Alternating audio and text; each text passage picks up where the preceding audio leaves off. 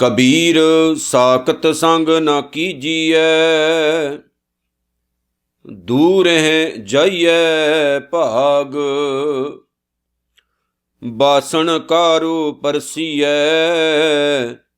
तौ कश लागे दाग। कबीर साकत संग न कीजिए, दूर है जाइए भाग। बासन कारो परसिए, तौ कश लागे दाग। कबीरा राम ना चित्यो, जरा पहुँच्यो आए। लागी मंदिर द्वार ते, अब क्या कांडिया जाए। कबीर कारण सो पयो, जो कीनो करतार। तिस बिन दूसर को नहीं, एकै सिरजनहार। कबीर फल लागे फलन, पाकण लागे आंब। जाए पहुँचे खसम को, जो बीच न खाही कांब। कबीर ठाकुर पूजे मोल ले, मन हठ तीरथ जाहे। देखा देखी स्वांग धर, भूले पटका खाहे। कबीर ठाकुर पूजे मोल ले, मन हठ तीरथ जाहे। देखा देखी स्वांग धर, भूले पटका खाहे। गुरु रूप गुरु प्यारी साध संगत जीओ, धन धन सतगुरु श्री गुरु ग्रंथ साहिब जी महाराज सच्चे पातशाह बापू जी दे पवित्र पावन इलाही चरनां विच अपना ध्यान जोड़िए ਅਤੇ ਸਤਿਕਾਰ ਸਹਿਤ ਸਭ ਤੋਂ ਪਹਿਲਾਂ ਦਸ਼ਮੇਸ਼ ਪਾਤਸ਼ਾਹ ਸ੍ਰੀ ਗੁਰੂ ਗੋਬਿੰਦ ਸਿੰਘ ਜੀ ਮਹਾਰਾਜ ਨੇ ਜੋ ਖਾਲਸਾ ਪੰਥ ਨੂੰ ਅਸੀਸ ਬਖਸ਼ਿਸ਼ ਕੀਤੀ ਹੈ ਗੁਰੂ ਫਤਿਹ ਦੇ ਰੂਪ ਦੇ ਵਿੱਚ, ਉਹਦੇ ਨਾਲ ਅਸੀਂ ਆਪਣਾ ਮਨ ਲਾਈਏ ਜੀ। ਆਖੋ ਵਾਹਿਗੁਰੂ ਜੀ ਕਾ ਖਾਲਸਾ, ਵਾਹਿਗੁਰੂ ਜੀ ਕੀ ਫਤਿਹ। ਧੰਨ ਧੰਨ ਸਤਿਗੁਰੂ ਸ੍ਰੀ ਗੁਰੂ ਗ੍ਰੰਥ ਸਾਹਿਬ ਜੀ ਮਹਾਰਾਜ ਸੱਚੇ ਪਾਤਸ਼ਾਹ ਜੀ ਦੀ ਪਾਵਨ ਬਾਣੀ ਦੇ ਵਿੱਚ ਦਰਜ ਭਗਤ ਕਬੀਰ ਸਾਹਿਬ ਦੇ ਪਾਵਨ ਜਿਹੜੇ ਸਲੋਕ ਨੇ, ਜਿਨ੍ਹਾਂ ਦੀ ਆਪਾਂ ਵਿਚਾਰ ਕਰ ਰਹੇ ਹਾਂ, ਉਸ ਵਿਚਾਰ ਨੂੰ ਅਗਾਂਹ ਤੋਰਦੇ ਹੋਏ ਅੱਜ ਅਸੀਂ 131 ਨੰਬਰ ਸਲੋਕ ਤੋਂ ਲੈ ਕੇ 135 ਨੰਬਰ ਸਲੋਕਾਂ ਤੱਕ, ਭਾਵ 5 ਸਲੋਕਾਂ ਦੀ ਵਿਚਾਰ ਕਰਨੀ ਹੈ। ਕਬੀਰ ਸਾਹਿਬ ਦੇ ਇਹ ਪਾਵਨ ਸਲੋਕਾਂ ਦੀ ਜਿਹੜੀ ਸਾਡੀ ਵਿਚਾਰ ਹੈ, ਉਹ ਪਾਠ ਨੰਬਰ 27 ਹੈ। 26 ਆਪਾਂ ਵਿਚਾਰੇ ਨੇ, ਇਹ 27 ਨੰਬਰ ਪਾਠ ਹੈ। ਕਬੀਰ ਸਾਹਿਬ ਨੇ ਇਹਨਾਂ ਪਾਵਨ ਸਲੋਕਾਂ ਦੇ ਵਿੱਚ 5 ਸਲੋਕਾਂ ਦੇ ਵਿੱਚ ਜਿਹੜੀ ਕਮਾਲ ਕੀਤੀ ਹੈ, ਜਿਹੜੀ ਬਖਸ਼ਿਸ਼ ਕੀਤੀ ਹੈ, ਬਸ ਉਹਨੂੰ ਥੋੜ੍ਹਾ ਜਿਹਾ ਆਪਾਂ ਸਮਝਣਾ। ਕਬੀਰ ਸਾਹਿਬ ਨੇ ਇਹਨਾਂ 5 ਸਲੋਕਾਂ ਦੇ ਵਿੱਚ ਜਿੱਥੇ ਸਾਨੂੰ ਇਹ ਸਮਝਾਇਆ ਕਿ ਕੋਈ ਇਨਸਾਨ ਪਰਮਾਤਮਾ ਤੋਂ ਟੁੱਟਾ ਹੋਵੇ, ਜਿਹੜਾ ਬੰਦਾ ਰੱਬ ਤੋਂ ਟੁੱਟਾ ਹੈ, ਪਰਮਾਤਮਾ ਤੋਂ ਟੁੱਟਾ ਹੈ, ਉਸ ਇਨਸਾਨ ਦੀ ਹਾਲਤ ਕਾਲੇ ਭਾਂਡੇ ਵਰਗੀ ਹੋ ਜਾਂਦੀ ਹੈ। ਜਿਵੇਂ ਕਾਲੇ ਭਾਂਡੇ ਨੂੰ ਆਪਾਂ ਸਾਫ਼ ਕਰਦੇ ਹੋਈਏ ਤਾਂ ਮਾੜੀ ਮੋਟੀ ਤਾਂ ਕਾਲਖ ਲੱਗ ਹੀ ਜਾਂਦੀ ਹੈ ਸਰੀਰ ਨੂੰ, ਬਚਣਾ ਔਖਾ ਹੁੰਦਾ ਹੈ। ਕਬੀਰ ਸਾਹਿਬ ਨੇ ਕੁਝ ਇਸ ਤਰ੍ਹਾਂ ਦੀ ਗੱਲ ਕੀਤੀ, ਕਹਿੰਦੇ ਪਰਮੇਸ਼ਰ ਨਿਰੰਕਾਰ ਤੋਂ ਦੂਰ ਹੋਇਆ ਇਨਸਾਨ ਮਨ ਦਾ ਕਾਲਾ ਹੋ ਜਾਂਦਾ ਹੈ, ਦਿਲ ਦਾ ਕਾਲਾ ਹੋ ਜਾਂਦਾ ਹੈ, ਨੀਅਤ ਦਾ ਕਾਲਾ ਹੋ ਜਾਂਦਾ ਹੈ, ਜੀਵਨ ਦਾ ਕਾਲਾ ਹੋ ਜਾਂਦਾ ਹੈ, ਕਰੈਕਟਰ ਦਾ ਵੀ ਮਾੜਾ ਹੋ ਜਾਂਦਾ ਹੈ। ਤੇ ਜਦੋਂ ਕਿਸੇ ਇਨਸਾਨ ਦੇ ਵਿੱਚ ਐਸੇ ਅਵਗੁਣ ਭਰ ਜਾਣ, ਦੇਖੋ ਜਿਹਦੇ ਨਾਲ ਆਪਾਂ ਜੁੜੇ ਹਾਂ ਉਹ ਹੈ ਮਹਾਨ ਗੁਣਾਂ ਦਾ ਖਜ਼ਾਨਾ। ਜਦੋਂ ਉਹ ਤੋਂ ਟੁੱਟਦੇ ਆਪਾਂ ਤੇ ਜੀਵਨ ਵਿੱਚ ਅਵਗੁਣ ਸਹਿਜਤਾ ਨਾਲ ਆ ਜਾਂਦੇ ਨੇ। ਜਦੋਂ ਅਵਗੁਣ ਆਉਂਦੇ ਹੈ ਤਾਂ ਕਬੀਰ ਸਾਹਿਬ ਜੀ ਕੀ ਕਹਿੰਦੇ ਨੇ ਕਿ ਬੰਦੇ ਦਾ ਜੀਵਨ ਗਰਕ ਹੋ ਜਾਂਦਾ, ਮਾੜਾ ਜੀਵਨ ਹੋ ਜਾਂਦਾ। ਔਰ ਐਸੇ ਬੇਕਾਰ ਅਤੇ ਮਾੜੇ ਜੀਵਨ ਵਾਲੇ ਇਨਸਾਨ ਦੀ ਸੰਗਤ ਕਰਨ ਨਾਲ ਤੁਹਾਡਾ ਭਲਾ ਕਿੱਥੋਂ ਜਾਣਾ? ਕਿਉਂਕਿ ਉਹਦੀ ਵਿਚਾਰ ਮਾੜੀ ਹੋਵੇਗੀ, ਉਹਦੀ ਸੰਗਤ ਮਾੜੀ ਹੋਵੇਗੀ, ਉਹਦੇ ਨਾਲ ਉਹਦੇ ਕੋਲ ਬਹਿ ਕੇ ਦੁਰਮਤ ਮਿਲੇਗੀ, ਭੈੜੀ ਮੱਤ ਮਿਲੇਗੀ। ਉਹ ਤੁਹਾਨੂੰ ਮਾੜੀਆਂ ਸਲਾਹਾਂ ਦੇਵੇਗਾ, ਮਾੜੇ ਪਾਸੇ ਨੂੰ ਤੋੜੇਗਾ, ਮਾੜੀ ਸੰਗਤ ਦੇਵੇਗਾ, ਜੀਵਨ ਗਰਕ ਹੋ ਜਾਏਗਾ। ਰਾਮ ਰਾਏ ਗੁਰੂ ਸਾਹਿਬ ਦੇ ਘਰ ਦੀ ਔਲਾਦ ਹੈ, ਲੇਕਿਨ ਹੋਇਆ ਕਿ ਜਦੋਂ ਉਹਨੂੰ ਮਾੜੀ ਸ਼ੋਭਤ ਮਿਲ ਗਈ, ਮਾੜੀ ਸੰਗਤ ਮਿਲ ਗਈ ਔਰੰਗਜ਼ੇਬ ਦੀ, ਤਾਂ ਰਾਮ ਰਾਏ ਗੁਰੂ ਨਾਨਕ ਸਾਹਿਬ ਦੇ ਘਰ ਤੋਂ ਟੁੱਟ ਗਿਆ। ਅੱਜ ਬਹੁਤ ਸਾਰੇ ਲੋਕ ਰਾਮ ਰਾਏ ਨੂੰ ਫੋਲੋ ਕਰਦੇ ਨੇ, ਪਰ ਜੇ ਮੈਂ ਸਿੱਖੀਜ਼ਮ ਦੇ ਮੁਤਾਬਕ ਜਾਂ ਗੁਰੂ ਦੀ ਸੋਚ ਮੁਤਾਬਕ ਦੇਖਾਂ ਤੇ ਉਹ ਦੁਰਮਤ ਦਾ ਧਾਰਨੀ ਹੋ ਗਿਆ। ਧੀਰਮਲ ਗੁਰੂ ਦਾ ਖੂਨ ਹੈ, ਲੇਕਿਨ ਉਹ ਗੁਰੂ ਤੇਗ ਬਹਾਦਰ ਸਾਹਿਬ ਦੇ ਉੱਤੇ ਸ਼ੀਏ ਮਸੰਦ ਦੇ ਰਾਹੀਂ ਗੋਲੀ ਚਲਵਾ ਦਿੰਦਾ ਹੈ, ਕਿਉਂਕਿ ਦੁਰਮਤ ਦਾ ਧਾਰਨੀ ਹੋ ਗਿਆ, ਮਾੜੀ ਸੰਗਤ ਦਾ ਧਾਰਨੀ ਹੋ ਗਿਆ। ਉਸੇ ਹੀ ਕੁੱਖ ਚੋਂ ਗੁਰੂ ਅਰਜਨ ਸਾਹਿਬ ਪੈਦਾ ਹੋਏ, ਉਸੇ ਹੀ ਕੁੱਖ ਚੋਂ ਮਹਾਦੇਵ ਅਤੇ ਪ੍ਰਿਥੀ ਚੰਦ ਪੈਦਾ ਹੋਏ, ਦੋਨੋਂ ਹੀ ਗਰਕੇ। ਲੇਕਿਨ ਗੁਰੂ ਅਰਜਨ ਸਾਹਿਬ ਨਿਰੰਕਾਰੀ ਜੋਤ ਦੇ ਮਾਲਕ ਬਣ ਗਏ। ਸਵਾਲ ਇੱਥੇ ਇਹ ਹੈ ਕਿ ਉਹਨਾਂ ਦੋਨਾਂ ਨੇ ਕਿਹਦੀ ਸੰਗਤ ਕੀਤੀ? ਉਹ ਇੱਕ ਮਾਂ ਦਾ ਦੁੱਧ ਪੀਤਾ, ਇੱਕ ਪਿਓ ਦੀ ਛਤਰ ਛਾਇਆ ਦੇ ਹੇਠ ਪਲੇ, ਲੇਕਿਨ ਕਿਤੇ ਨਾ ਕਿਤੇ ਕੁਝ ਐਸੀ ਸੰਗਤ ਵਿੱਚ ਉਹਨਾਂ ਦਾ ਘਰਾਓ ਹੋ ਗਿਆ ਜਿਹੜੀ ਸੰਗਤ ਨੇ ਉਹਨਾਂ ਦਾ ਜੀਵਨ ਬਰਬਾਦ ਕਰ ਦਿੱਤਾ। ਲੇਕਿਨ ਗੁਰੂ ਅਰਜਨ ਸਾਹਿਬ ਦੇ ਪ੍ਰਤੀ ਸ਼ਬਦ ਅੱਜ ਵੀ ਵਰਤੇ ਜਾਂਦੇ, ਜਪਿਓ ਜਿਨ ਅਰਜਨ ਦੇਵ ਗੁਰੂ ਪਰ ਸੰਕਟ ਜੋਨ ਗਰਭ ਨਾ ਆਇਓ। ਤੇ ਪ੍ਰਿਥੀ ਚੰਦ ਦੇ ਲਈ ਮੀਣਾ ਸ਼ਬਦ ਵਰਤਦੇ, ਮੀਣਾ ਸੀ। ਸੋ ਜਿਹੜਾ ਇਨਸਾਨ ਆਪਣੇ ਦਿਲ ਤੋਂ ਪਰਮਾਤਮਾ ਤੋਂ ਟੁੱਟ ਚੁੱਕਾ ਹੈ, ਉਸ ਇਨਸਾਨ ਦਾ ਜੀਵਨ ਗਰਕ ਹੋ ਜਾਂਦਾ ਹੈ। ਐਸੇ ਗਰਕ ਹੋ ਚੁੱਕੇ ਬੰਦੇ ਦੀ ਸੰਗਤ ਕਰਨ ਨਾਲ ਜੀਵਨ ਵਿੱਚ ਖੁਸ਼ਹਾਲੀ ਨਹੀਂ ਆਏਗੀ। ਇਹ ਲਿਖ ਕੇ ਲੈ ਲਓ, ਜੀਵਨ ਵਿੱਚ ਖੁਸ਼ਹਾਲੀ ਨਹੀਂ ਆਏਗੀ। ਉਹ ਗਰਕ ਹੋਏਗਾ ਤੇ ਤੁਹਾਨੂੰ ਵੀ ਗਰਕ ਕਰੇਗਾ। ਬਸ ਕਬੀਰ ਸਾਹਿਬ ਨੇ ਇਹ ਗੱਲ ਸਮਝਾਈ ਕਿ ਆਪਾਂ ਐਸੇ ਲੋਕਾਂ ਤੋਂ ਬਚ ਕੇ ਰਹਿਣਾ। ਫਿਰ ਕਬੀਰ ਸਾਹਿਬ ਨੇ ਇਹ ਵੀ ਕਿਹਾ ਕਿ ਜਦੋਂ ਇਨਸਾਨ ਦੀ ਜ਼ਿੰਦਗੀ ਖਤਮ ਹੋ ਜਾਂਦੀ, ਪੱਬ ਢੇਪਾ ਆ ਗਿਆ, ਅਜੇ ਵੀ ਰੱਬ ਵੱਲ ਨਹੀਂ ਜੁੜਿਆ, ਪਰਮਾਤਮਾ ਤੋਂ ਦੂਰ ਹੈ। ਪਰ ਜੇ ਕਿਤੇ ਚੰਗਾ ਸਬੱਬ ਬਣ ਜਾਏ, ਜ਼ਿੰਦਗੀ ਦੀ ਲਾਸਟ ਮੰਜ਼ਿਲ ਹੋਵੇ ਬੁਢੇਪਾ, ਜਦੋਂ ਕਿ ਤੁਰ ਕੇ ਜਾਣ ਦੀ ਵਾਰੀ ਆ ਗਈ ਹੈ, ਟਾਈਮ ਲੰਘ ਗਿਆ, ਪਰਮਾਤਮਾ ਦਾ ਖਿਆਲ ਆ ਜਾਏ ਬੰਦੇ ਨੂੰ, ਤੇ ਕਬੀਰ ਸਾਹਿਬ ਕਹਿੰਦੇ ਨੇ ਬਚਾਓ ਜ਼ਿਆਦਾ ਨਹੀਂ ਹੁੰਦਾ ਜੀਵਨ ਦਾ, ਕਿਉਂਕਿ ਹੁਣ ਤੱਕ ਬੰਦੇ ਨੇ ਆਪਣੀ ਜ਼ਿੰਦਗੀ ਨੂੰ ਬਹੁਤ ਗਰਕ ਕਰ ਲਿਆ ਹੁੰਦਾ। ਫਿਰ ਕਬੀਰ ਸਾਹਿਬ ਨੇ ਕਿਹਾ ਵੀ ਜਿਵੇਂ ਕਿਸੇ ਘਰ ਨੂੰ ਅੱਗ ਲੱਗ ਜਾਏ, ਦਰਵਾਜ਼ੇ ਦੇ ਸਾਹਮਣੇ ਹੋਈ, ਤੇ ਇਸ ਘਰ ਦਾ ਜਿਹੜਾ ਅੰਦਰ ਦਾ ਸਮਾਨ ਹੈ, ਦਰਵਾਜ਼ਾ ਇੱਕ ਹੋਵੇ, ਹੁਣ ਕਿੰਨਾ ਕੁ ਕੱਢ ਲੋਗੇ ਤੁਸੀਂ ਬਾਹਰ? ਥੋੜ੍ਹਾ ਬਹੁਤਾ ਤਾਂ ਕੱਢਿਆ ਜਾ ਸਕਦਾ, ਪਰ ਜ਼ਿਆਦਾ ਨਹੀਂ। ਐਗਜ਼ਾਮਪਲ ਬੜੀ ਕਮਾਲ ਦੀ। ਇਸੇ ਤਰ੍ਹਾਂ ਹੀ ਬੁਢੇਪਾ ਹੈ, ਜਦੋਂ ਇਨਸਾਨ ਦੀ ਜ਼ਿੰਦਗੀ ਦੀ ਲਾਸਟ ਅਵਸਥਾ ਹੁੰਦੀ, ਬੰਦੇ ਨੂੰ ਜੇ ਰੱਬ ਦਾ ਖਿਆਲ ਆ ਵੀ ਜਾਵੇ ਤੇ ਕਿੰਨਾ ਕੁ ਤੁਸੀਂ ਕਮਾ ਲੋਗੇ, ਕਿੰਨਾ ਕੁ ਸੁਧਾਰ ਕਰ ਲੋਗੇ? ਨਹੀਂ, ਆਦਤਾਂ ਸੁਧਰਦੀਆਂ, ਔਖਾ ਹੋ ਜਾਂਦਾ। ਇਸ ਲਈ ਜਦੋਂ ਸਾਡੇ ਕੋਲ ਅੱਜ ਟਾਈਮ ਹੈ ਤਾਂ ਸਾਨੂੰ ਆਪਣੇ ਜੀਵਨ ਨੂੰ ਚੰਗੇ ਪਾਸੇ ਜੋੜਨਾ ਚਾਹੀਦਾ। ਔਰ ਕਬੀਰ ਸਾਹਿਬ ਨੇ ਇਹੀ ਗੱਲਾਂ ਆਪਣੀ ਪਾਵਨ ਬਾਣੀ ਵਿੱਚ ਕਹੀਆਂ ਕਿ ਬੰਦੇ, ਜੇਕਰ ਤੈਨੂੰ ਮੌਕਾ ਮਿਲਿਆ ਤੇ ਪ੍ਰਮਾਤਮਾ ਦੇ ਪਾਵਨ ਚਰਨਾਂ ਨਾਲ ਜੁੜ, ਉਹੀ ਸਭ ਕੁਝ ਕਰਨ ਵਾਲਾ ਹੈ। ਨਹੀਂ ਤਾਂ ਇਹ ਗੱਲ ਯਾਦ ਰੱਖੀ, ਦਰਖਤਾਂ ਨੂੰ ਲੱਗੇ ਹੋਏ ਫਲ ਉਹੀ ਮਾਲਕ ਤੱਕ ਪਹੁੰਚਦੇ ਨੇ ਜਿਹੜੇ ਹਨੇਰੀਆਂ ਝੱਲਦੇ ਹੈ, ਮੀਂਹ ਝੱਲਦੇ ਹੈ, ਦੁੱਖ ਝੱਲਦੇ ਹੈ, ਪਰ ਜਿਹੜਾ ਪਹਿਲਾਂ ਹੀ ਡਿੱਗ ਪਏ ਉਹ ਨਹੀਂ ਪਹੁੰਚਦਾ। ਸੋ ਜੇ ਪ੍ਰਮਾਤਮਾ ਦੀ ਪ੍ਰਾਪਤੀ ਦੇ ਵੱਲ ਜੁੜਨਾ ਤੇ ਕਮਲਿਆ ਤੂੰ ਜਨ ਜਨ ਦੇ ਵਿੱਚੋਂ ਉਸ ਨਿਰੰਕਾਰ ਨੂੰ, ਪ੍ਰਮਾਤਮਾ ਨੂੰ ਵੇਖ। ਨਿਰਾ ਕਬੀਰ ਸਾਹਿਬ ਨੇ ਕਿਹਾ, ਮੈਂ ਤਾਂ ਪੱਥਰਾਂ ਦੀ ਮੂਰਤੀਆਂ ਦੀ ਪੂਜਾ ਕਰਨ ਵਾਲੇ ਲੋਕਾਂ ਨੂੰ ਵੀ ਵੇਖਦਾ, ਆਪ ਹੀ ਪੈਸੇ ਦੇ ਕੇ ਪੱਥਰ ਲੈ ਕੇ ਆਉਂਦੇ, ਆਪ ਹੀ ਉਹਦੀ ਪੂਜਾ ਕਰੀ ਜਾਂਦੇ। ਜੇ ਤੂੰ ਪ੍ਰਮਾਤਮਾ ਨੂੰ ਪਾਉਣਾ, ਪ੍ਰਮਾਤਮਾ ਦੀ ਪ੍ਰਾਪਤੀ ਕਰਨੀ, ਤਾਂ ਸਾਡੇ ਸਾਰਿਆਂ ਦੇ ਵਿੱਚ ਜਿਹੜਾ ਨਿਰੰਕਾਰ ਵਸਦਾ ਹੈ, ਉਹਦੀ ਪ੍ਰਾਪਤੀ ਆਪਣੇ ਦਿਲ ਦੇ ਵਿੱਚ ਕਰ। ਉਹ ਪ੍ਰਮਾਤਮਾ ਸਾਰਿਆਂ ਦੇ ਦਿਲ ਵਿੱਚ ਰਹਿੰਦਾ ਹੈ। ਸੋ ਕੁਝ ਐਸੀਆਂ ਪਿਆਰੀਆਂ ਪਿਆਰੀਆਂ ਗੱਲਾਂ ਦਾ ਜ਼ਿਕਰ ਕਬੀਰ ਸਾਹਿਬ ਨੇ ਆਪਣੇ ਇਹਨਾਂ ਸ਼ਲੋਕਾਂ ਦੇ ਵਿੱਚ ਕੀਤਾ, ਜਿਨ੍ਹਾਂ ਦੀ ਆਪਾਂ ਅੱਜ ਵਿਚਾਰ ਕਰਨੀ। ਕਬੀਰ ਸਾਹਿਬ ਨੇ ਕਿਹਾ, ਕਬੀਰ ਸਾਕਤ ਸੰਗ ਨਾ ਕੀਜੀਐ। ਸਾਕਤ ਦਾ ਮਤਲਬ ਕੀਤਾ ਜਾ ਸਕਦਾ ਸ਼ਕਤੀ ਦਾ ਉਪਾਸ਼ਕ, ਭਾਵ ਮਾਇਆ ਨਾਲ ਜੁੜਨਾ, ਪਦਾਰਥਾਂ ਦੇ ਨਾਲ ਜੁੜਨਾ, ਉਹਨਾਂ ਚੀਜ਼ਾਂ ਦੇ ਨਾਲ ਜੁੜ ਕੇ ਰਹਿਣਾ ਜਿਹੜੀਆਂ ਚੀਜ਼ਾਂ ਰੱਬ ਦੀਆਂ ਨੇ, ਪਰਮਾਤਮਾ ਦੀਆਂ ਪੈਦਾ ਕੀਤੀਆਂ ਨੇ ਤੇ ਮੈਂ ਵਰਤ ਰਿਹਾ। ਪਰ ਮੇਰਾ ਸੁਭਾਅ ਇਹ ਹੈ ਕਿ ਮੈਂ ਉਹਦੀਆਂ ਬਣਾਈਆਂ ਚੀਜ਼ਾਂ ਨੂੰ ਤਾਂ ਵਰਤਦਾ, ਉਹਦੀ ਬਣਾਈ ਹੋਈ ਚੀਜ਼ ਨੂੰ ਖਾਂਦਾ ਵੀ ਹੈ, ਉਹਦੇ ਬਣਾਏ ਹੋਏ ਹਰ ਇੱਕ ਚੀਜ਼ ਦਾ ਆਨੰਦ ਵੀ ਮਾਣਦਾ, ਪਰ ਫਿਰ ਵੀ ਮੈਂ ਉਹਨੂੰ ਯਾਦ ਨਹੀਂ ਕਰਦਾ।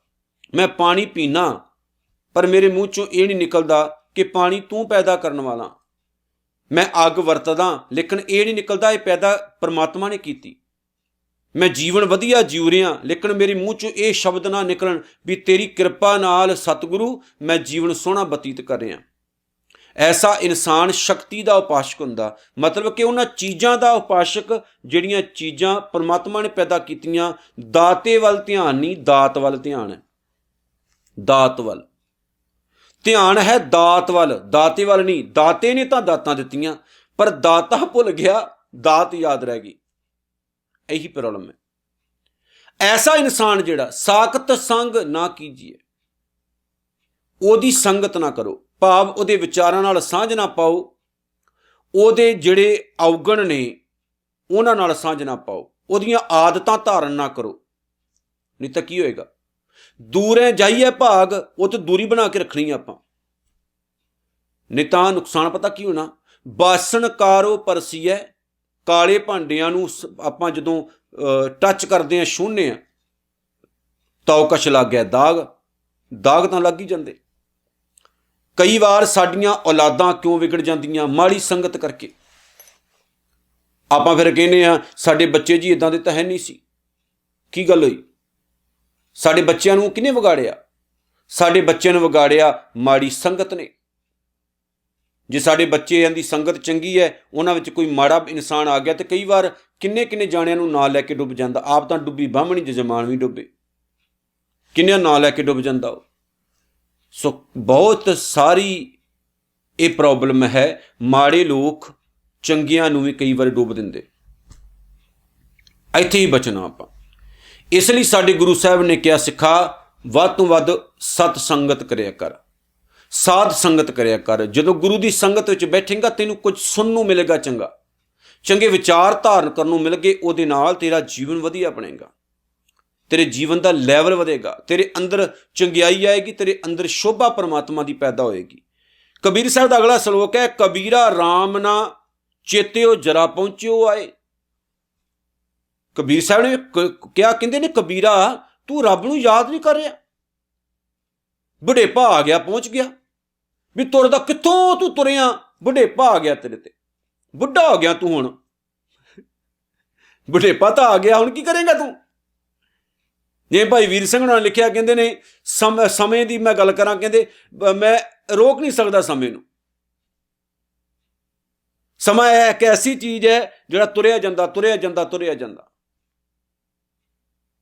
ਜਿੰਨੀ ਮਰਜ਼ੀ ਕੋਸ਼ਿਸ਼ ਕਰ ਲਓ, ਕੋਈ ਇਸ ਸਮੇਂ ਨੂੰ ਬੰਨ੍ਹ ਪਾਇਆ? ਨਹੀਂ, ਨਾ ਇਹ ਵੱਜਦਾ।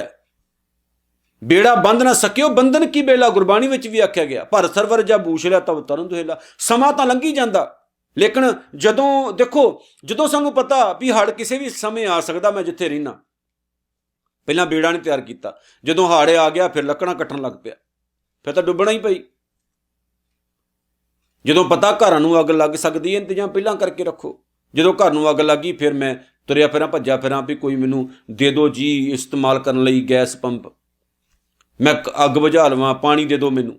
ਪਹਿਲਾਂ ਇੰਤਜ਼ਾਮ ਕਰਕੇ ਰੱਖੀਦਾ, ਪਹਿਲਾਂ ਸੋਚੀਦਾ, ਪਰ ਉਧਰ ਧਿਆਨ ਨਹੀਂ। ਇਸ ਲਈ ਆਪਾਂ ਮਾਰ ਖਾਂਦੇ ਹਾਂ, ਇਸ ਲਈ ਪ੍ਰੋਬਲਮ ਹੈ। ਸੋ ਕੁਝ ਗੱਲਾਂ ਐਸੀਆਂ ਪਿਆਰੀਆਂ ਨੇ ਕਿ ਕਮਲਿਆ ਬੁਢੇਪਾ ਆ ਗਿਆ, ਤੂੰ ਅਜੇ ਵੀ ਨਹੀਂ, ਮੂੰਹ ਚੋਂ ਤੇਰੇ ਸ਼ਬਦ ਨਹੀਂ ਨਿਕਲਦਾ, ਤੇਰਾ ਧਿਆਨ ਨਹੀਂ ਮਾਲਕ ਵੱਲ ਜੁੜਦਾ। ਲਾਗੀ ਮੰਦਰ ਦੁਆਰ ਤੇ ਅਬ ਕਿਆ ਕਾਂਢਿਆ ਜਾਏ। ਕਹਿੰਦੇ ਤੇਰੀ ਹਾਲਤ ਪਤਾ ਕਿੱਦਾਂ ਦੀ? ਉਸ ਘਰ ਵਰਗੀ ਹੈ ਜਿਹੜੇ ਘਰ ਦਾ ਦਰਵਾਜ਼ਾ ਹੀ ਇੱਕ ਹੋਵੇ, ਉਸੇ ਘਰ ਦੇ ਦਰਵਾਜ਼ੇ ਦੇ ਸਾਹਮਣੇ ਹੀ ਅੱਗ ਲੱਗ ਜਾਏ। ਪਹਿਲਾਂ ਦਰਵਾਜ਼ੇ ਦੇ ਘਰ ਦੇ ਸਾਹਮਣੇ ਅੱਗ ਲੱਗੀ ਹੋਵੇ, ਦਰਵਾਜ਼ਾ ਹੀ ਸੜ ਰਿਹਾ ਹੋਵੇ, ਤੇ ਘਰ ਦੇ ਅੰਦਰ ਪਿਆ ਹੋਇਆ ਸਮਾਨ ਕਿੰਨਾ ਕੱਢ ਲਵਾਂਗੇ ਆਪਾਂ? ਕੱਢ ਲਵਾਂਗੇ ਮਾੜਾ ਮੋਟਾ, ਜ਼ਿਆਦਾ ਨਹੀਂ। ਇਸ ਤਰ੍ਹਾਂ ਤੇਰੀ ਹਾਲਤ ਹੈ, ਬੁਢੇਪਾ ਤੈਨੂੰ ਆ ਗਿਆ, ਜੀਵਨ ਬਰਬਾਦ ਹੋ ਰਿਹਾ। ਜੇ ਮੰਨ ਲਓ ਤੂੰ ਮਾੜਾ ਮੋਟਾ ਹੁਣ ਜੁੜ ਵੀ ਗਿਆ, ਤੇ ਕਿੰਨਾ ਕੁ ਤੂੰ ਆਪਣੇ ਆਪ ਨੂੰ ਬਚਾ ਲੇਗਾ? ਔਖਾ ਹੈ। ਸੋ ਇਸ ਲਈ ਗੁਰਬਾਣੀ ਕੀ ਕਹਿੰਦੀ ਹੈ? ਅਬ ਨਾ ਭਜਿਸ ਭਜਿਸ ਕਬ ਭਾਈ, ਆਵੈ ਅੰਤ ਨਾ ਭੱਜਿਆ ਜਾਈ। ਜੇ ਹੁਣ ਨਹੀਂ ਯਾਦ ਕਰਿਆ ਤੇ ਜਦੋਂ ਉਹ ਸਮਾਂ ਆ ਗਿਆ ਉਦੋਂ ਤਾਂ ਤੂੰ ਕੀ ਕਰਨਾ ਰੱਬ ਨੂੰ ਯਾਦ।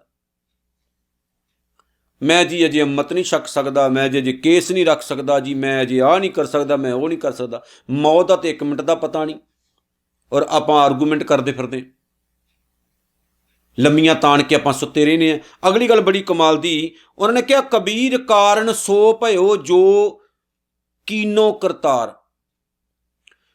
ਕਾਰਨ ਵੀ ਦੇਖੋ, ਜੇਕਰ ਸਾਡਾ ਕਿਤੇ ਦਿਲ ਲੱਗ ਜਾਏ ਪ੍ਰਮਾਤਮਾ ਵੱਲ ਤੇ ਇਹ ਕਿਹਨੇ ਕੀਤਾ? ਰੱਬ ਨੇ। ਜੇਕਰ ਕੋਈ ਸਬੱਬ ਬਣਦਾ ਚੰਗੇ ਪਾਸੇ ਨੂੰ ਜੁੜਨ ਦਾ, ਕਾਰਨ ਬਣਦਾ ਹੈ, ਤੇ ਉਹ ਵੀ ਪ੍ਰਮਾਤਮਾ ਹੀ ਬਣਦਾ ਹੈ। ਕਾਰਨ ਕਿੱਦਾਂ ਬਣਦਾ? ਪ੍ਰਿਥੀ ਚੰਦ, ਮਾਫ ਕਰਨਾ, ਬਾਬਾ ਬਿਧੀ ਚੰਦ ਚੋਰ ਹੈ, ਇੱਕ ਸਿੱਖ ਦੇ ਰਾਹੀਂ ਗੁਰੂ ਅਰਜਨ ਸਾਹਿਬ ਦੇ ਘਰ ਦੇ ਆਸ਼ਕ ਬਣਦੇ ਹੈ, ਆਖਰਕਾਰ ਸੱਚੇ ਸੇਵਕ ਬਣਦੇ ਹੈ। ਸਬੱਬ ਬਣਿਆ ਇੱਕ ਸਿੱਖ ਦਾ। ਕਿਹਨੇ ਬਣਾਇਆ? ਪ੍ਰਮਾਤਮਾ ਨੇ। ਕਿ ਤੂੰ ਕਮਲਿਆ, ਤੇਰੀ ਤਾਂ ਲੋੜ ਹੈ ਲੋਕਾਂ ਨੂੰ, ਤੇ ਤੂੰ ਮਾੜੇ ਪਾਸੇ ਤੁਰਿਆ ਫਿਰਦਾ, ਮਾੜੇ ਪਾਸੇ ਤੁਰਿਆ ਫਿਰਦਾ। ਤੂੰ ਮਾੜੇ ਪਾਸੇ ਨਾ ਲੱਗ, ਤੇਰੀ ਅਜੇ ਜ਼ਮਾਨੇ ਨੂੰ ਲੋੜ ਹੈ, ਸਮੇਂ ਨੂੰ ਲੋੜ ਹੈ। ਤੇ ਆ ਜਿਹੜਾ ਪਾਸਾ ਤੂੰ ਇਖਤਿਆਰ ਕੀਤਾ, ਇੱਧਰ ਕੱਖ ਨਹੀਂ ਮਿਲਣਾ। ਚੰਗੇ ਪਾਸੇ ਵੱਲ ਜੋੜ, ਚੰਗਾ ਪਾਸਾ ਇਖਤਿਆਰ ਕਰ, ਚੰਗਾ ਪਾਸਾ ਧਾਰਨ ਕਰ। ਜੋੜ ਦਿੱਤਾ ਨਾ ਰੱਬ ਨੇ। ਤੇ ਕਾਰਨ ਸਬੱਬ ਪ੍ਰਮਾਤਮਾ ਨੇ ਬਣਾ ਦਿੱਤਾ। ਜੋ ਕੀਨੋ ਕਰਤਾਰ, ਰੱਬ ਹੀ ਕਾਰਨ ਬਣਾ ਦਿੰਦਾ, ਸਬੱਬ ਬਣਾ ਦਿੰਦਾ। ਤਿਸ ਬਿਨ ਦੂਸਰ ਕੋ ਨਹੀਂ, ਉਹਦੇ ਤੋਂ ਬਗੈਰ ਇੱਕ ਹੈ ਸਿਰਜਣਹਾਰ, ਉਹੀ ਸਭ ਕੁਝ ਕਰਨ ਵਾਲਾ, ਉਹ ਤੋਂ ਬਗੈਰ ਹੋਰ ਕੋਈ ਵੀ ਨਹੀਂ।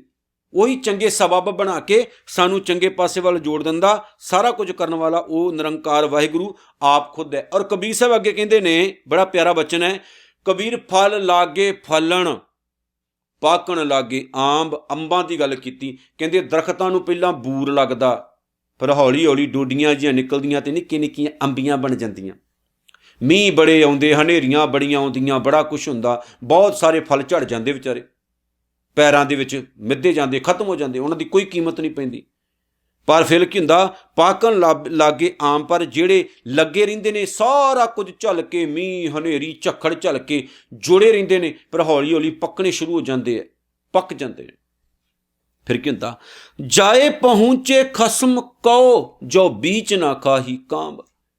ਉਹੀ ਆਪਣੇ ਖਸਮ, ਉਹੀ ਆਪਣੇ ਬਾਗ ਦੇ ਮਾਲਕ ਤੱਕ ਪਹੁੰਚਦੇ ਹੈ, ਜਿਹੜੇ ਵਿਚਕਾਰ ਆਏ ਹੋਏ ਰਸਤੇ ਵਿੱਚ ਦੁੱਖਾਂ ਨੂੰ ਝੱਲ ਲੈਂਦੇ ਆ ਤੇ ਕਾਂਬਾ ਛਿੜ ਕੇ ਡਿੱਗ ਨਹੀਂ ਪੈਂਦੇ। ਇਹ ਜ਼ਿੰਦਗੀ ਦਾ ਇੱਕ ਬੜਾ ਵੱਡਾ ਸੱਚ ਹੈ ਕਿ ਜ਼ਿੰਦਗੀ ਅੰਬਾਂ ਦੇ ਦਰਖਤ ਦੇ ਵਰਗੀ ਹੀ ਭਲਿਓ। ਯਾਦ ਰੱਖਿਓ, ਸਮਝ ਲਓ ਵੀ ਸੰਸਾਰ ਇੱਕ ਦਰਖਤ ਹੈ, ਅਸੀਂ ਨਾਲ ਲੱਗੇ ਹੋਏ ਅੰਬ। ਪਹਿਲਾਂ ਆਪਾਂ ਬੂਰ ਬਣਦੇ ਹਾਂ, ਕਈ ਝੜ ਜਾਂਦੇ। ਜ਼ਿੰਦਗੀ ਬੰਦੇ ਦੇ ਬਹੁਤ ਇਮਤਿਹਾਨ ਲੈਂਦੀ ਹੈ। ਕਦੀ ਬੰਦੇ ਨੂੰ ਕਰਜ਼ੇ ਹੇਠਾਂ ਦਬਾ ਦਿੰਦੀ ਹੈ, ਕਦੀ ਬੰਦੇ ਦੇ ਬੱਚੇ ਮਾਰ ਦਿੰਦੀ ਹੈ, ਕਦੀ ਬਿਜ਼ਨਸ 'ਚ ਘਾਟਾ ਪਾ ਦਿੰਦੀ ਹੈ। ਜ਼ਿੰਦਗੀ ਬੰਦੇ ਨਾਲ ਬਹੁਤ ਕੁਛ ਕਰਦੀ ਹੈ, ਪਰ ਅਸੀਂ ਕਾਂਬਾ ਛੜ ਕੇ ਡਿੱਗਣਾ ਨਹੀਂ ਹੈ। ਆਪਾਂ ਤਾਂ ਪੱਕਣਾ ਹੈ, ਪੱਕ ਕੇ ਅਗਾਂਹ ਜਾਣਾ। ਤੇ ਮਾਲਕ ਤੱਕ ਤਾਂ ਉਹੀ ਪਹੁੰਚਦੇ ਆ ਜਿਹੜੇ ਬਹੁਤ ਸਾਰੀਆਂ ਕਠਿਨਾਈਆਂ, ਦੁੱਖਾਂ ਨੂੰ ਝੱਲਣ ਦੀ ਤਾਕਤ ਰੱਖਦੇ ਹੋਣ। ਆਹੀ ਲਾਈਫ ਹੈ। ਆਪਾਂ ਛੋਟੀਆਂ ਛੋਟੀਆਂ ਗੱਲਾਂ ਕਰਕੇ ਘਬਰਾ ਜਾਂਦੇ ਹਾਂ, ਨਿੱਕੀ ਨਿੱਕੀ ਗੱਲਾਂ ਕਰਕੇ ਕੰਬ ਜਾਂਦੇ ਹਾਂ, ਛੋਟੇ ਛੋਟੇ ਦੁੱਖਾਂ ਕਰਕੇ ਆਪਾਂ ਪਰਮਾਤਮਾ ਨੂੰ ਤਾਨੇ ਮਿਹਣੇ ਮਾਰਨੇ ਸ਼ੁਰੂ ਕਰ ਦਿੰਦੇ ਹਾਂ, ਨਿੱਕੀ ਨਿੱਕੀ ਗੱਲਾਂ ਕਰਕੇ ਆਪਾਂ ਫਾਹ ਲੈ ਲੈਂਦੇ ਹਾਂ। ਅਮਰੀਕਾ ਦੇ ਵਿੱਚ ਪਿਛਲੇ ਦਿਨੀ ਇੱਕ ਨੌਜਵਾਨ ਨੇ ਟਰੱਕ ਦੇ ਵਿੱਚ ਹੀ ਫਾਹ ਲੈ ਲਿਆ। ਛੋਟੀਆਂ ਛੋਟੀਆਂ ਗੱਲਾਂ ਕਰਕੇ, ਘਰਾਂ ਦੀਆਂ ਨਿੱਕੀਆਂ ਨਿੱਕੀਆਂ ਗੱਲਾਂ ਕਰਕੇ ਆਪਾਂ ਸੁਸਾਈਡ ਕਰਨ ਵੱਲ ਤੁਰ ਪੈਂਦੇ। ਨਿੱਕੀਆਂ ਨਿੱਕੀਆਂ ਲੜਾਈਆਂ ਦੇ ਕਰਕੇ ਆਪਾਂ ਗਲ 'ਚ ਫਾਹ ਪਾ ਲੈਂਦੇ ਹਾਂ, ਦਵਾਈਆਂ ਖਾਣ ਲੱਗ ਪੈਂਦੇ ਹਾਂ, ਜ਼ਿੰਦਗੀ ਆਪਣੀ ਗਵਾ ਜਾਂਦੇ ਹਾਂ। ਆਪਾਂ ਕਿਸੇ ਦਾ ਕੀ ਜਾਂਦਾ, ਕੁਝ ਵੀ ਨਹੀਂ। ਦੁਨੀਆ ਕਦੇ ਰੁਕਦੀ ਨਹੀਂ। ਹਜ਼ਾਰਾਂ ਸਾਲਾਂ ਤੋਂ ਦੁਨੀਆ, ਲੱਖਾਂ ਸਾਲਾਂ ਤੋਂ ਚੱਲ ਰਹੀ ਹੈ। ਲੱਖਾਂ ਆਏ, ਲੱਖਾਂ ਚਲੇ ਗਏ। ਨਾ ਸਾਡੇ ਰਹਿਣ ਨਾਲ ਦੁਨੀਆ ਨੂੰ ਫਰਕ ਪੈਣਾ, ਨਾ ਸਾਡੇ ਜਾਣ ਨਾਲ ਦੁਨੀਆ ਨੂੰ ਫਰਕ ਪੈਣਾ। ਫਰਕ ਪੈਣਾ ਤੁਹਾਡੇ ਨਜ਼ਦੀਕੀਆਂ ਨੂੰ, ਫਰਕ ਪੈਣਾ ਤੁਹਾਡੇ ਬੱਚਿਆਂ ਨੂੰ, ਫਰਕ ਪੈਣਾ ਤੁਹਾਡੀ ਆਪਣੀ ਲਾਈਫ ਨੂੰ, ਜਿਹੜੀ ਤੁਸੀਂ ਆਪਣੇ ਹੱਥੀਂ ਬਰਬਾਦ ਕਰ ਜਾਣੀ, ਜਿਹੜੀ ਬਹੁਤ ਬੇਸ਼ਕੀਮਤੀ ਹੈ ਤੇ ਪਰਮਾਤਮਾ ਨੇ ਤੁਹਾਨੂੰ ਬੜੇ ਪਿਆਰ ਨਾਲ ਦਿੱਤੀ। ਸੋ ਕੰਬਣੀਆਂ ਬਹੁਤ ਆਉਂਦੀਆਂ ਨੇ। ਬਹੁਤ ਵਾਰ ਇਨਸਾਨ ਨੂੰ ਇਹ ਸੰਸਾਰ ਝਾੜਨ ਦੀ ਕੋਸ਼ਿਸ਼ ਕਰਦਾ, ਪਰ ਘਬਰਾਹਟ ਵਿੱਚ ਨਾ ਆਇਆ ਕਰੋ। ਦੁਨੀਆ ਇੱਦਾਂ ਹੀ ਚੱਲਦੀ ਹੈ। ਘਬਰਾਹਟ ਵਿੱਚ ਆ ਕੇ ਗਲਤ ਫੈਸਲਾ ਜ਼ਿੰਦਗੀ ਦਾ ਨਾ ਲਿਆ ਕਰੋ। ਆਪਾਂ ਪਰਮਾਤਮਾ ਤੱਕ ਪਹੁੰਚਣਾ, ਪੱਕਣਾ ਹੈ ਅਸੀਂ। ਤੇ ਕਬੀਰ ਸਾਹਿਬ ਨੇ ਜਿਹੜੀਆਂ ਸਿੱਖਿਆਵਾਂ ਸਾਨੂੰ ਅੱਜ ਦਿੱਤੀਆਂ ਨੇ, ਉਹਨਾਂ ਸਿੱਖਿਆਵਾਂ ਨੂੰ ਆਪਾਂ ਪੱਲੇ ਬੰਨਣਾ ਤੇ ਕਬੀਰ ਸਾਹਿਬ ਨੂੰ ਕਹਿਣਾ, ਕਬੀਰ ਸਾਹਿਬ ਸਾਡੇ ਤੇ ਦਇਆ ਕਰਿਓ ਤਾਂ ਕਿ ਅਸੀਂ ਵੀ ਚੰਗੇ ਪਾਸੇ ਨੂੰ ਜੁੜ ਸਕੀਏ, ਦਿਲ ਨੂੰ ਲਾ ਸਕੀਏ। ਅਗਲੀ ਗੱਲ ਬੜੀ ਕਮਾਲ ਦੀ ਹੈ। ਕਬੀਰ ਸਾਹਿਬ ਨੇ ਕਿਹਾ, ਕਬੀਰ ਠਾਕੁਰ ਪੂਜੇ ਮੋਲ ਲੈ, ਮਨ ਹਟ ਤੀਰਥ ਜਾਏ।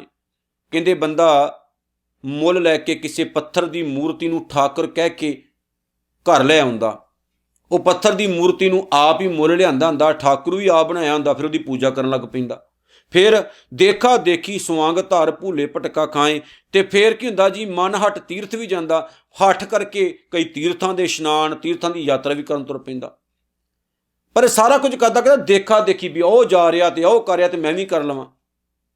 ਇਹ ਸਭ ਭੁੱਲੇ ਭਟਕੇ ਹੀ ਹੈ। ਕਬੀਰ ਸਾਹਿਬ ਨੇ ਕਿਹਾ, ਕਮਲਿਆ ਤੂੰ ਆਪਣੀ ਜ਼ਿੰਦਗੀ ਨੂੰ ਸਮਝ, ਇਹ ਜ਼ਿੰਦਗੀ ਦੇ ਵਿੱਚ ਹੀ ਪਰਮਾਤਮਾ ਹੈ, ਤੇਰੇ ਦਿਲ ਦੇ ਵਿੱਚ ਹੀ ਹੈ। ਪੱਥਰਾਂ ਦੀਆਂ ਮੂਰਤਾਂ ਦੀ ਪੂਜਾ ਕਰਨ ਦੀ ਲੋੜ ਨਹੀਂ, ਮਾੜੇ ਪਾਸੇ ਕਦਮ ਵਧਾਉਣ ਦੀ ਲੋੜ ਨਹੀਂ, ਤੇਰੇ ਅੰਦਰ ਨਿਰੰਕਾਰ ਦਾ ਵਸ ਹੈ, ਆਪਣੇ ਅੰਦਰੋਂ ਉਸ ਵਸਦੇ ਹੋਏ ਪਰਮਾਤਮਾ ਦੀ ਪਹਿਚਾਣ ਕਰ। ਸੋ ਕਬੀਰ ਸਾਹਿਬ ਦੇ ਇਹ ਜਿਹੜੇ ਪਾਵਨ ਸ਼ਲੋਕ ਨੇ, ਆਓ ਇਹਨਾਂ ਦੀ ਵਿਚਾਰ ਨੂੰ ਜੀਵਨ ਵਿੱਚ ਬੰਨੀਏ। ਸਤਿਗੁਰੂ ਨੇ ਦਇਆ ਕੀਤੀ ਹੈ, 135 ਨੰਬਰ ਸ਼ਲੋਕ ਤੱਕ ਵਿਚਾਰ ਕੰਪਲੀਟ ਹੋਈ। ਮਹਾਰਾਜ ਅੱਗੇ ਅਰਦਾਸ ਕਰਿਆ ਕਰੋ ਕਿ ਵਾਹਿਗੁਰੂ ਇਹ ਸੇਵਾਵਾਂ ਇਸ ਤਰ੍ਹਾਂ ਲੈਂਦਾ ਰਹੇ। ਹੋਈਆਂ ਭੁੱਲਾਂ ਚੁੱਕਾਂ ਦੀ ਖਿਮਾ। ਵਾਹਿਗੁਰੂ ਜੀ ਕਾ ਖਾਲਸਾ, ਵਾਹਿਗੁਰੂ ਜੀ ਕੀ ਫਤਿਹ।